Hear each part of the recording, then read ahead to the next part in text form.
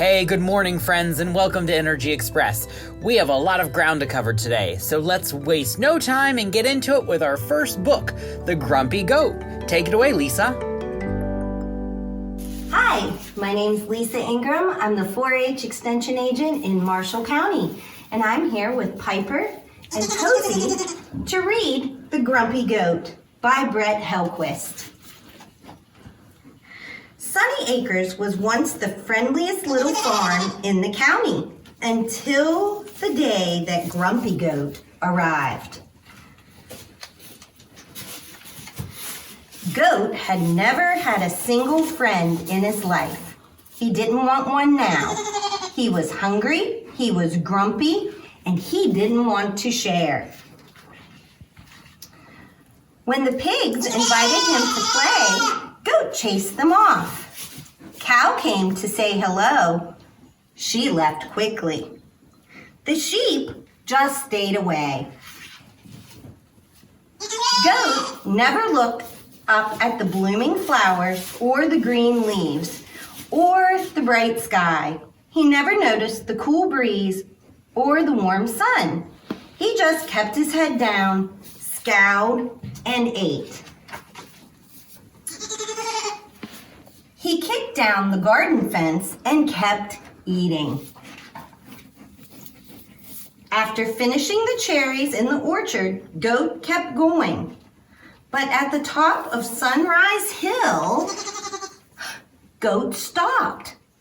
What he saw reminded him of something, but he couldn't think what. He sat still and watched for a while. Goat noticed the ground was getting a little dry. He got some water and then very carefully trimmed the grass. Goat came back the next day and the day after that. He watered and trimmed, he sat and watched. One curious sheep climbed halfway up the hill. Goat eyed her suspiciously, but didn't chase her away. The next day, Cow wandered by. Goat let him help her trim the grass. The day after that, the pigs dropped in for a game of tag. Each evening, Goat lay down to sleep on the top of the hill. Each morning, he woke up looking forward to seeing his friends again, until one day, a breeze began to blow. There was nothing Goat could do. The pigs came by. Goat did not feel like playing, so they sat with him for a while. Cow brought him some nice hay. Goat wasn't hungry. The sheep didn't know what to do, so they just stayed nearby. Goat spent long, lonely days and chilly nights on the top of the hill, but his friends stayed close and visited often. Until one day,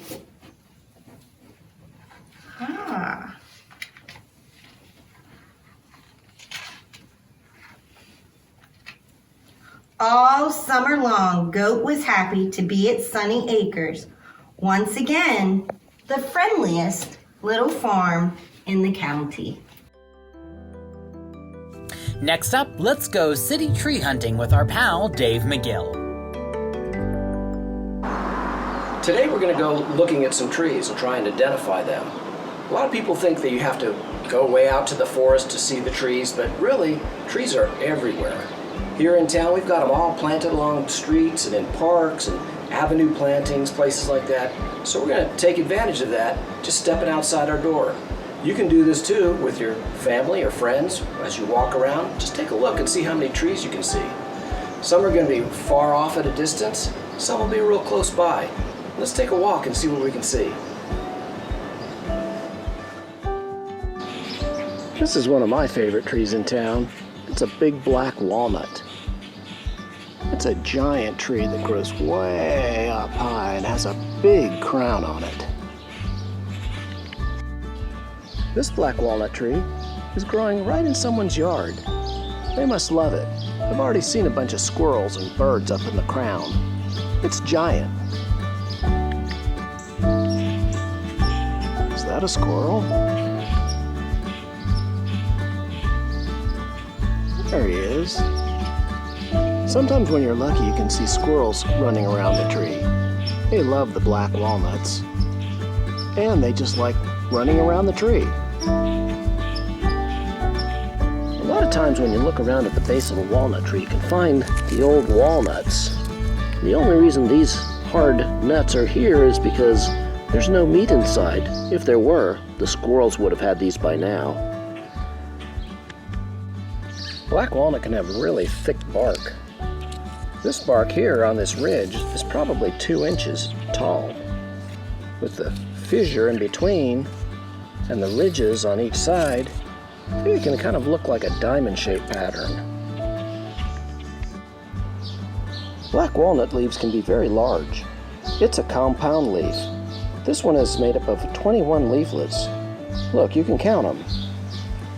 2, 4, 6, 8, 10, 12, 14, 16, 18, 20, 21 when you include that little terminal leaflet. Here's a Norway spruce, growing in the city. They're nice to see in the city or in the forest. They're not native to the United States, but sometimes we plant them out in fields and farms, and the cones are so big you can see them from a long way away with your naked eye. You don't even need binoculars.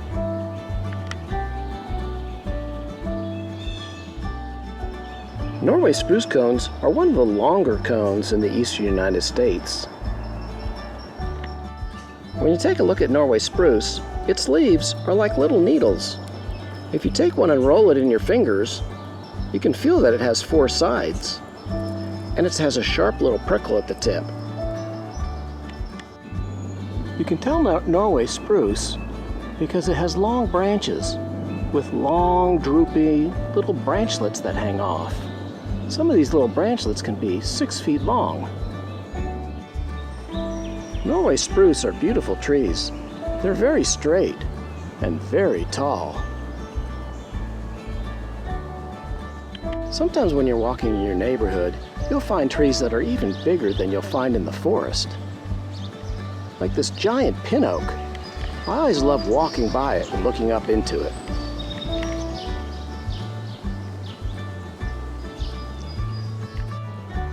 Pin oak leaves are simple leaves. They have one blade and a little stalk called the petiole, but they have lobes. And at the tip of those lobes are tiny little pins. One of the things about pin oak is that they produce a lot of little acorns. They're much smaller than a lot of the oaks, but usually you can look around the ground and find the little caps left from when they fell last fall. See, there's a tiny one.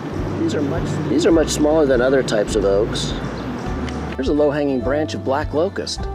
It's in the bean family. You wonder why? Well, look at its fruit. They look like little beans.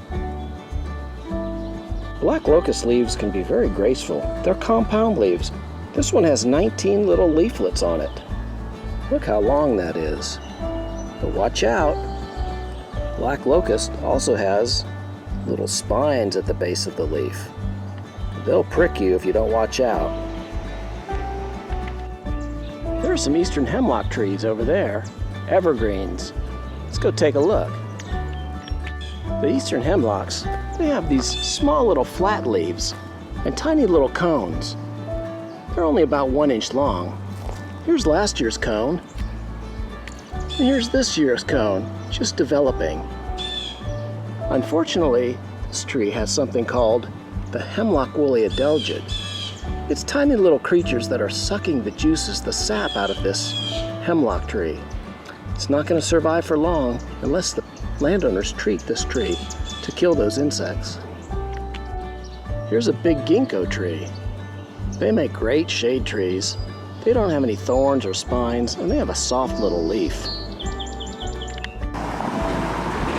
The ginkgo tree has little fan-shaped leaves. If you look close, the veins split and split and split again. These fan-shaped leaves grow in little clusters along the twig. when the leaves fall off, it leaves the little stout twigs. When you walk around town, sometimes you can see signs that are set up just for the trees. Check this one out. We're pretty lucky here at West Virginia University to have some very historical trees, like this American elm. It's over 100 years old.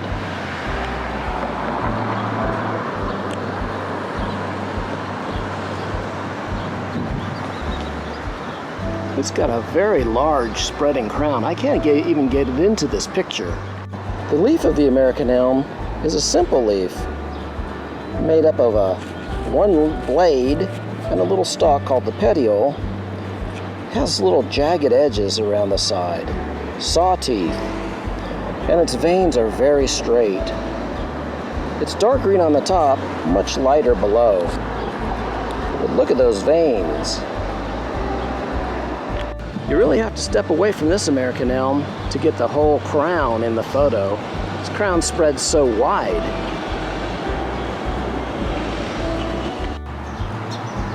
This one's really old. It's 201 years old this year. Look at this massive tree.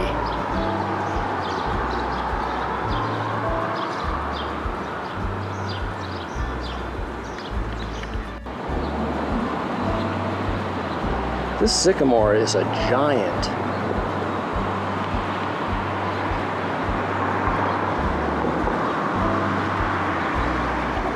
Most people recognize the sycamore, especially when it gets old like this and has pure white bark, very smooth. Kind of looks a little mottled with some grays splashed in there too. The sycamore leaf can kind of look like a maple. It's a simple leaf with lobes. This one has like 5 lobes, 2 at the bottom, 2 in the sides, and 1 at the tip. Almost star-shaped. Sometimes people plant trees to remember things because they live so long. This one was planted about 28 years ago to rediscover America's Indian heritage. It'll probably stay here a good long time. It's an eastern white pine. They can live to be big and old. Eastern white pine is one of the simplest trees to identify. First of all, it's a pine, so you know its leaves are needles, and they grow in little clusters. All pines have at least 2 needles per cluster. But the eastern white pine has 5 needles per cluster. That's the most of any pine tree on the East Coast. The very top of the tree, the tallest part here, is the main stem. And all around the sides are little branches. Those will form the whorls at the stem of the tree that you can see and actually count to determine how old a tree is. These branches form a whorl in the stem, and you can count the number of whorls up the stem to figure out how old the tree is. Here are the cones of the eastern white pine. They're pretty long, 6 inches. They're pretty green right now, but don't touch them because they're really sticky. If you get the sticky stuff on your hands, the sap, it smells good, but it's hard to get off.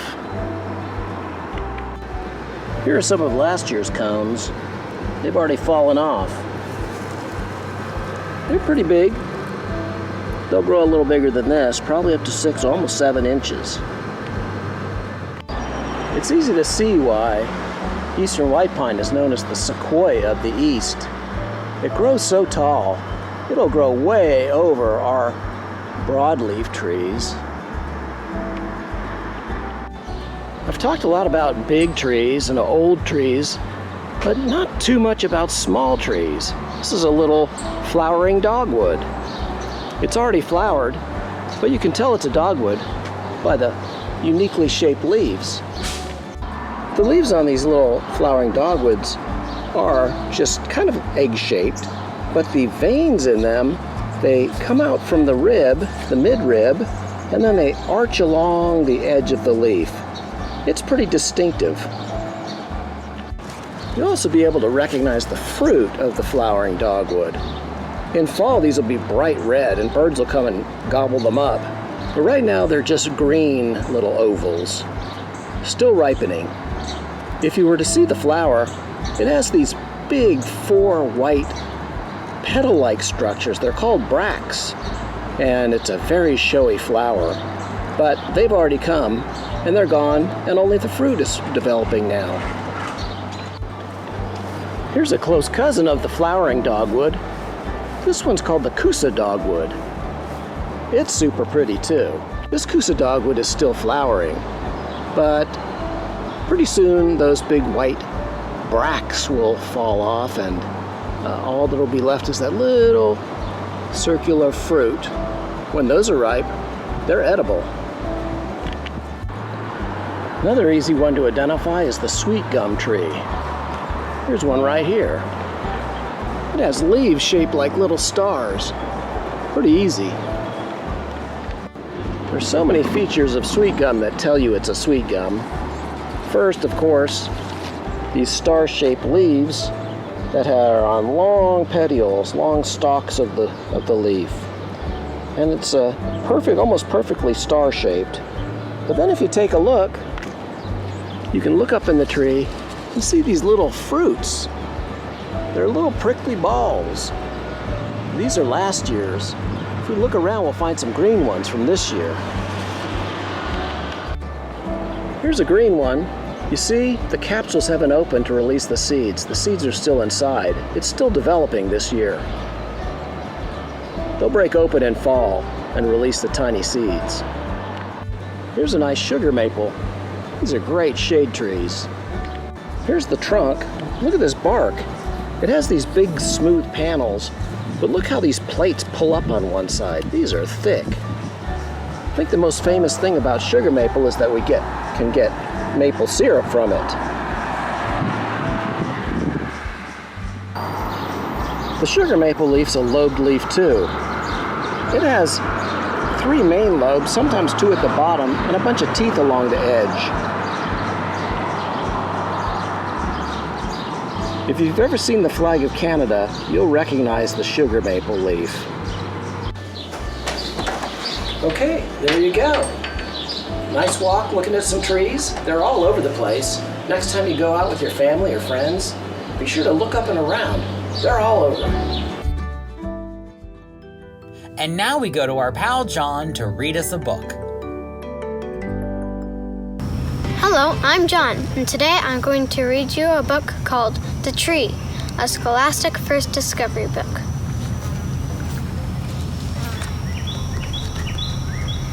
What is hidden inside this green and prickly covering?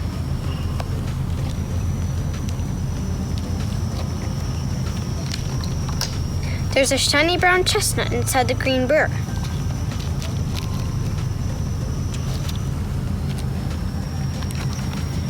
A chestnut is the seed of a chestnut tree. A tree is a giant plant. Food stored inside the seed nourishes a young plant. As the chestnut sapling grows up, the roots grow down into the soil.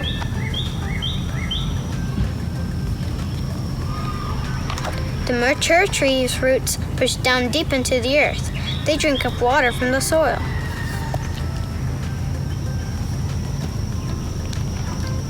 By winter's end, the chestnut tree has thousands of tiny buds. When spring comes and it is warm again, the buds will bloom.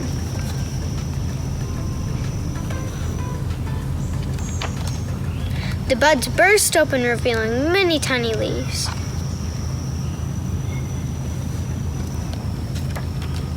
In spring, the chestnut tree blossoms.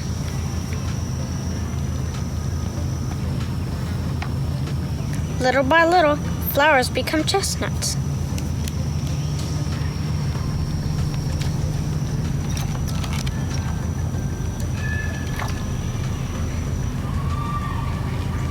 In early autumn, the chestnuts begin to fall.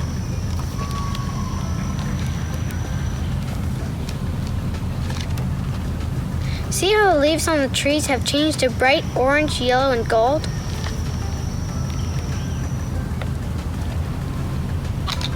Winter is coming, the leaves start to fall.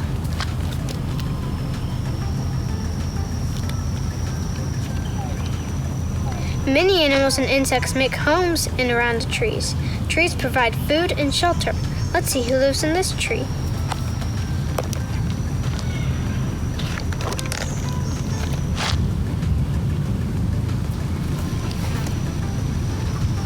You can learn to recognize different trees by their sizes and their shapes. The beech is very big. In autumn, the maple is round and golden. The poplar is tall and pointy. The weeping willow's branches droop and bend. The birch is thin with white bark.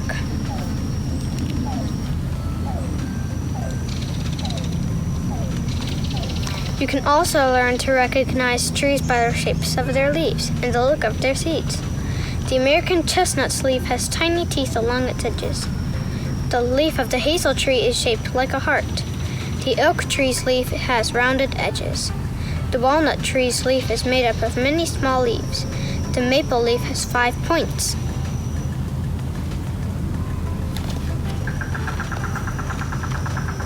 The pine tree and its cousins stay green all year round. They are called evergreens. Their fruits are as cones that enclose the seeds. Their leaves are sharp and do not fall in autumn. We call the leaves needles.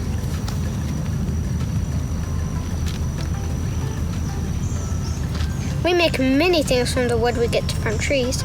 Paper is made from wood. With paper, we can make a book about trees.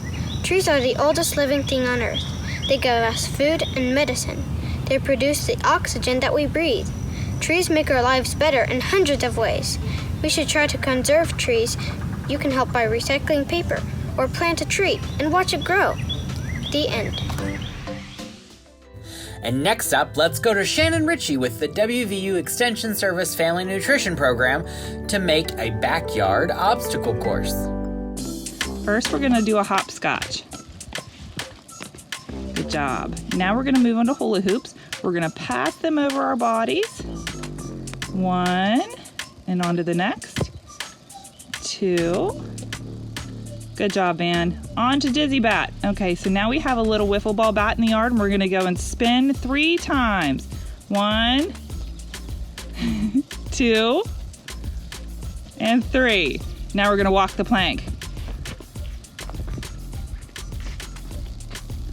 Okay, now we're moving on to an old planter pot and an old bucket, and we're going to leapfrog and then hop on 1 foot over to the laundry basket. Now we're taking the laundry basket. We're going to pretend we're a turtle. You can crawl and do that as well. Now we have some wiffle balls, and we need to make all 3 wiffle balls go into this basket here. Go get the wiffle ball. Hurry, hurry, hurry. Now you're going to run over to back towards the hopscotch board, and we're going to hopscotch 1 more time for the finish. Awesome job. Now Van's going to go back to the very beginning and go through it as fast as he can. So come on back, Van. Okay, buddy, are you ready? On your mark, get set, go. Come on, go, go, go. Dizzy bat. 1, 2. This hurts my head. And 3. Okay, walk the plank. Okay, leapfrog over the buckets. Hop on 1 foot. Turtle in the laundry basket. Whoa. Oh, we forgot to take the wiffle balls out. That's okay. Step back. Hurry, hurry, hurry. Now run to the finish. Hopscotch 1 more time.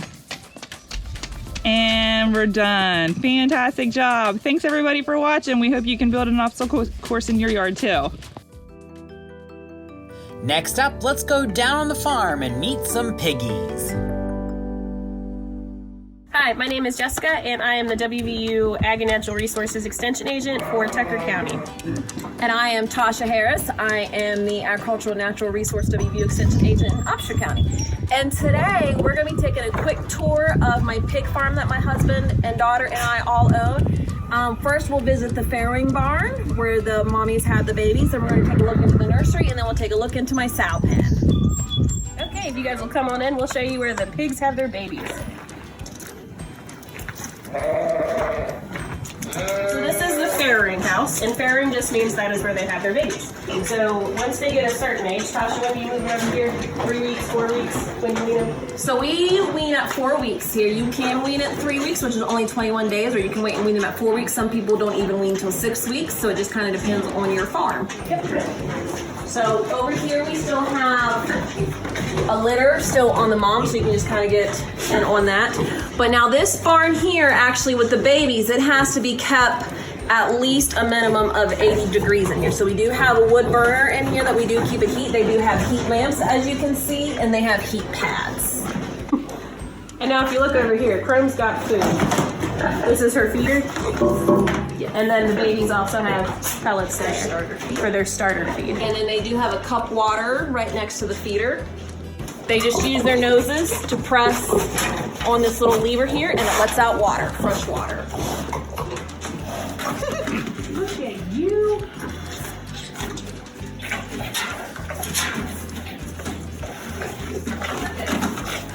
So here is a look inside of our nursery.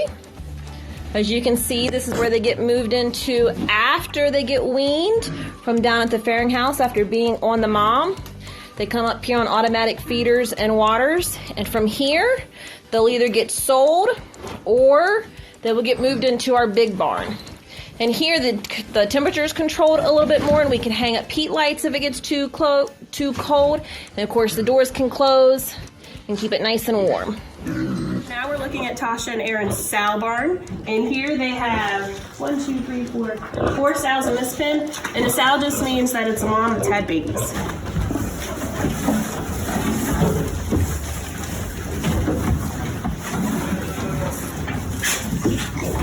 Here I am just doing one of our chores that we do whenever the pens get dirty, and that is just cleaning the pens. The chore here on the farm is feeding them. So these little pigs have an automatic feeder, so they get filled up every time they get empty. The mama pigs get fed every day. Look how happy they are.